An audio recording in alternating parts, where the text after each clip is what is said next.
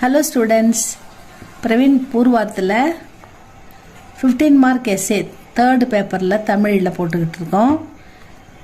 Important அதில் திரிகூட ராசப்ப கவிராயர் குற்றால திரிகூட மலையின் சிறப்பை எவ்வாறு வர்ணிக்கிறார் அப்படின்னு கேட்டிருக்காங்க. இது இம்பார்ட்டண்ட். இப்போ 2026க்கு ஃபெப்புக்கு வரப்போகுது. நான் ஈசன் குற்றாலநாதராக எழுந்தருளி உள்ள குற்றால திரிகூட மலையின் சிறப்புகள்.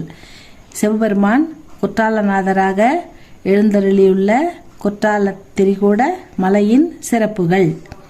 ஆண் குரங்குகள் பழங்களை பறித்து பெண் குரங்குகளுக்கு அவற்றை தந்து கொஞ்சி மகிழும்.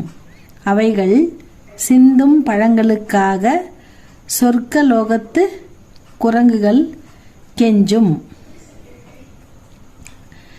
வேடர்கள் தம் மலை உயரம் காரணமாக தேவர்களை சைகையாலேயே அழைப்பர். ஏன்னா தேவர்கள் வாழுமிடம் மேலுலகம், வானுலகம்னு சொல்லுவாங்க. ஆனால் இந்த மலை உயரம் அந்த மேலுலகத்தில் வாழும் தேவர்களை கிட்ட வரைக்கும் போகுதான் உயரம். அவங்க கையால் கூப்பிடுற அளவுக்கு இருக்குதான், கை காட்டி. அந்த சிறப்பை அப்படி வர்ணிக்கிறாங்க.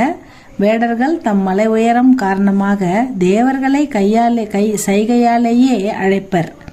சித்தர்கள் தம் தவ வலிமையால் அஷ்டமா சித்திகளை நடத்தி காண்பிப்பர். தேனருவி அலைகளோடு ஆகாயத்தில் இருந்து ஓடி வரும். அதில் கதிரவனுடைய தேர் சக்கரங்களும் குதிரைகளின் கால்களும் வழுக்கும். தேன் அருவி போல அலைகளோடு ஆகாயத்தில் இருந்து ஓடி வருமா. அதில் தேர் சக்கரங்கள்லாம் வழுக்குமா, குதிரைகளின் கால்களும் வழுக்குமா, தேன் கீழே ஓடுறதால. சிறிய பெண்கள் கட்டி விளையாடும் மணல் வீட்டை அழிக்கும். ஏதோ அந்த தேன் அந்த சின்ன சின்ன குழந்தைங்க மணல் வீடு கட்டி விளையாடுறதில்ல அதை கலைச்சிருமா. அருவிகளில் இருந்து முத்துக்கள் தோன்றும். கிழங்கு வகைகளும் தேனும் மிகுதியாக கிடைக்கும். ஆண் யானையின் தந்தத்தை ஒடித்து திணை போன்ற தானியங்களை இடித்து மாவாக்குவோம். அதாவது ஆண் யானையின் தந்தத்தை ஒடித்து அதை தானியங்களை இடிக்கிறதுக்கு பயன்படுத்துவாங்களாம்.